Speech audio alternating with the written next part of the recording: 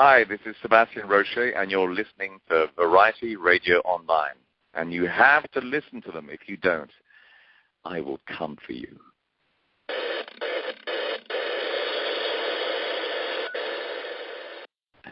All right, so the first question I have is, I want to know how it feels to be back, well, I guess kind of back, on the originals right now. Oh, it's amazing. It really is amazing because, I really regretted dying so soon on the Vampire Diaries of this character. He's such an enormously rich character that I long to do it again, and I'm really, really happy to be back on the show. And who knows what will happen in the future. Yeah, and it's funny you say that because when your character died in the Vampire Diaries, everybody was like, that was a really untapped character. Like, that was a character that had so much potential that should, because we're like, there's the show's called The Originals, and there's like no originals left. Everybody's gone. We got to bring someone back. So. I know. I know. It was too soon. I think a lot of people were like, too soon, and me too as well, of course. Way too soon. So I'm glad they're finding a way to maybe make up for it. So.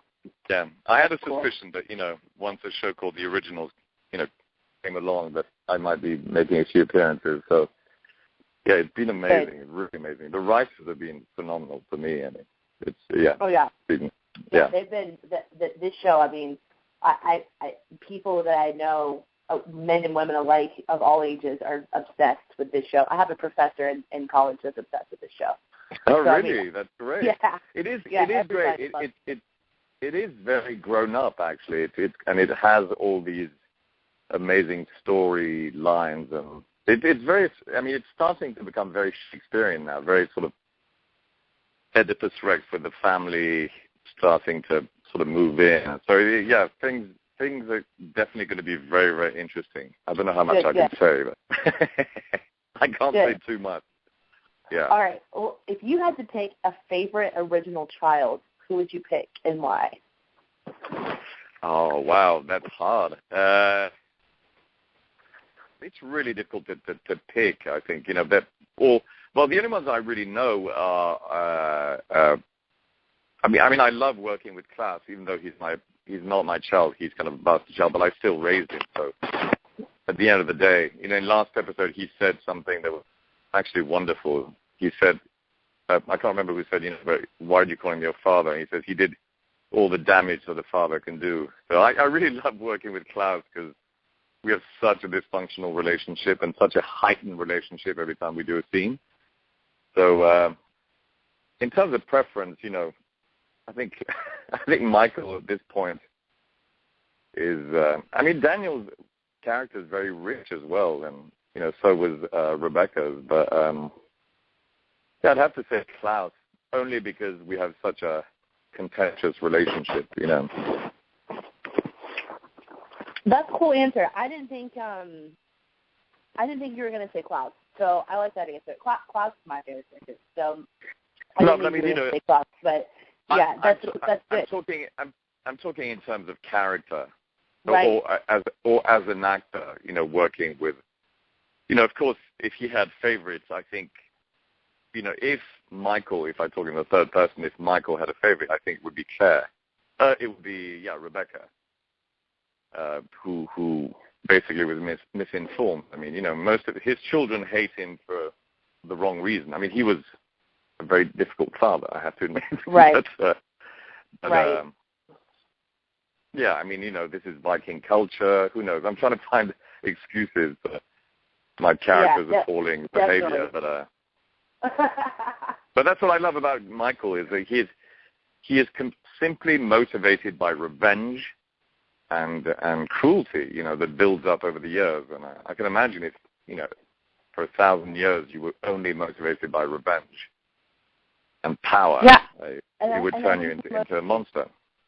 Yeah, you only have to look. You only have to look at the people. Yeah, you only have to look at Sheldon Adelson, the Koch brothers, to see monuments of horror. Oh Lord, those original brothers. All right, since we're talking about, we've seen some flashbacks. We've gone back and we've gone today. We've gone back do you prefer, or which do you like better, doing the flashback scenes or doing the modern day scenes?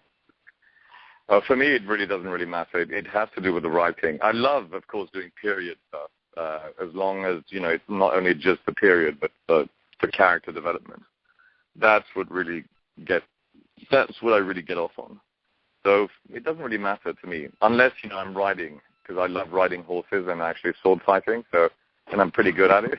So if that's included, I love it.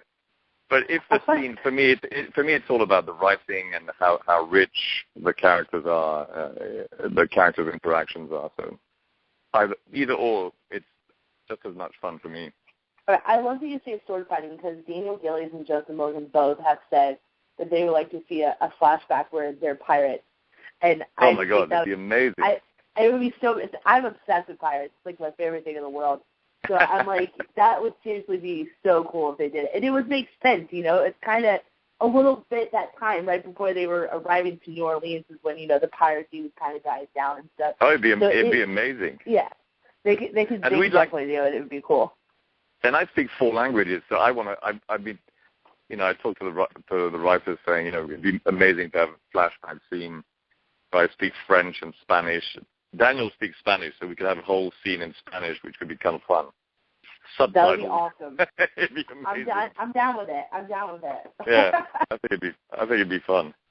Well, if you had a choice to play any other original, who would you choose? Oh man, I think it's difficult. If I had a choice, I would choose Klaus too, because he's the most tortured. I love tortured, complex characters. So is Daniel too, because I love the dimension that Daniel's character is taking, because he has so much empathy, and I loved his developing relationship with Haley, and I think everyone does too, because and I do love the show's heart. That's why I love the moment also when Klaus was with the baby. He's so tormented. I love tormented characters. Me too. So I would have to take Klaus, yeah. And he's the dominant character. He's dominant. I love playing the dominant characters, of course. My ego has to go for these characters. Mikael being, of course, an extremely dominant character. Yeah, he is a very dominant character. I'm really looking forward to it, because we only got 2 episodes left. So there's they just threw you in right at the end. We're like, oh my God, what the hell's about to happen? Like, this is crazy. So what's that? What's that? I didn't understand that. Sorry, it was. Oh, I said they threw you in right at the end. There's only 2 episodes left, so we're all like, what the heck is going on? Like, it's kind of crazy. See. It's crazy. My lips are sealed. Somewhat. So, you've obviously played on a few supernatural-based shows. What character has been your favorite to play? Oh, well, I think the 2 characters I loved playing were Balthazar in Supernatural. If we're talking about supernatural characters, it would be Balthazar and Mikael. Mikael is so complex, because I think, if ever I, came back on the series, who knows? You never know. It would be nice to see different facets of Mikael's character. I think he's an extremely rich character. You see the revenge, the moment, the cruelty, revenge, and power, but I think that deep beneath there could be many substratas of emotions that could be played, and I think that would be really interesting. So he's a much more complex character. I think Balthazar was very much closer to me at the time, sort of a roguish, decadent angel. And it was a lot of fun to play, because he was actually very humorous. But they're diametrically opposed, so they were both equally enjoyable. But I really love Mikael's incredible focus. The presence and focus that he has, and I don't know, it's really melded well for me as an actor to come up with a character that has so much gravitas. I really, really enjoy playing this character, and it requires a phenomenal amount of precision and focus to do this character. It's actually sometimes exhausting because his rage and focus are so powerful that you have to have that sort of inner strength. So I would say Michael now. I mean, it's a toss. It's a toss-up. But okay, Michael, so sorry, go ahead. Yeah. No. That kind of leads me into the next, and you kind of already answered it. So you would say that Michael has been one of the more challenging characters to play then? Yeah, it is actually much more. Because it is. I mean, I've played a lot of mean characters that are sort of Michael-esque, but Michael is extremely challenging in the sense that you have to have this amazing concentration within the character to hold that, to hold this sort of inner rage, inner power, inner focus, inner revenge. Yeah, it does. It takes a lot of emotion to get to that point, because I think it's all motivated by emotion. So right, you do have, it is exhausting. It is exhausting, and especially when he rages, it's exhausting, but in a good way, of course. I mean, they've given me, the writers have been phenomenal. So, I mean, they've been amazing, yeah. Well, I'll say you play Michael very well. I'll say that. Thank you. I'm not really saying that. Like I said before, like it was a character that was untapped, so we're all kind of crossing our fingers here at the end. We actually just interviewed someone else that's on the other side on the Vampire Diaries this morning, and we really like his character too. So we're like, oh my gosh! Like, is it Michael? Michael Malarkey? Yeah, yeah, he was on. Yeah, he's great. I love Michael. He's a really nice guy. I met him. We went to see football together. We're soccer fans. But yeah, that's what he was saying. He said that y'all went together. He said that it was a lot of fun. Which is cool. It was like all the characters we like are stuck on the other side. So yeah, he's really cool. And he's really cool. His character is great too. Yeah. He's a wonderful actor. I really like Michael. Yeah. Really, really nice guy. Yeah, he's super nice. It was a lot of fun this morning. Well, so we've seen some other characters come back on Supernatural, and now you're possibly coming back on Vampire Diaries. If given the chance, would you return your character on Supernatural if you were given the chance? In a second. We're such we're such good friends, now, because we do a lot of sci-fi conventions together. So now the cast of Supernatural and myself, we're like a traveling theater troupe. I feel like we're an old style theater troupe, traveling in caravans from town to town. It really feels like it, because we are so close. We're so close. We travel all over the world together. And Jared and Jensen are just a joy to be with, and Misha, of course, and Mark. So we know each other so well that it would be, of course, a hoot to go back on the show. It'd be amazing. It'd be so much fun. So much fun. Well, so much. It would be. We barely would be able to work, because we all love to play pranks on one another. So it would be a laugh fest, I think, but it'd be great. That's the kind of crew and cast you want to work with, though. The ones who are like, all right, now we really got to get to work. That's the kind of people. So, yeah.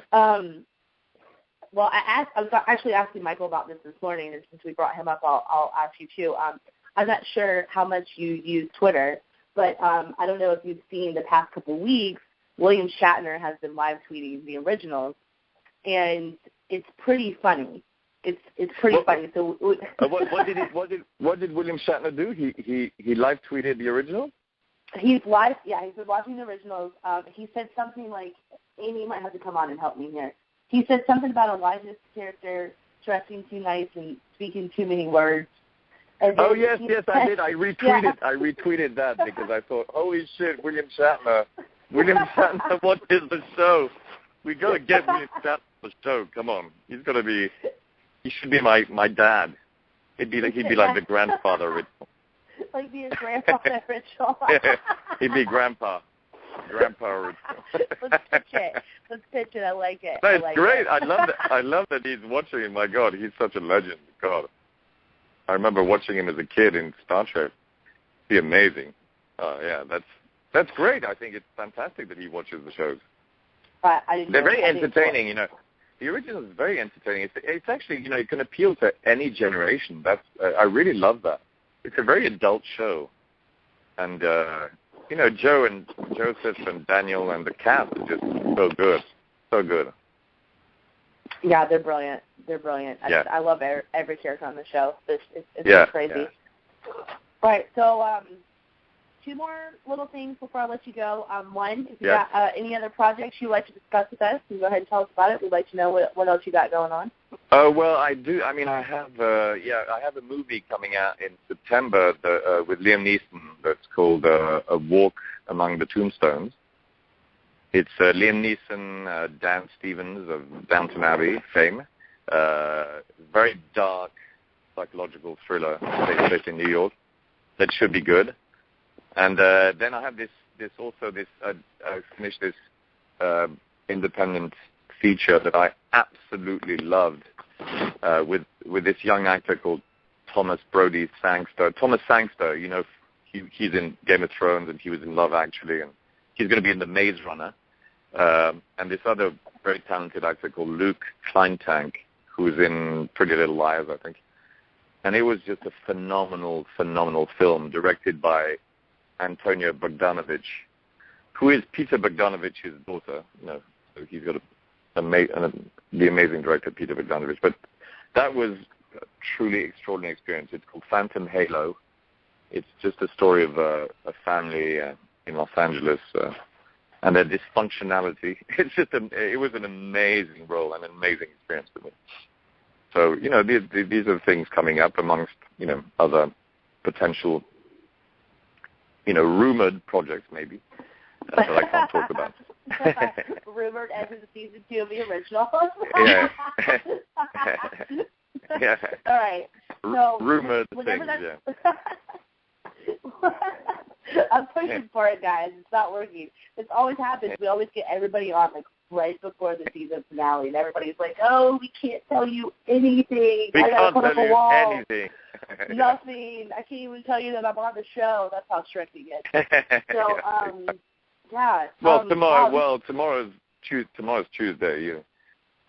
You'll figure out some things. You never know. Yeah, we'll know some stuff in about 24 hours, I guess, close. So, yeah. All right. Well, thank you so much for coming on. You're welcome, of course.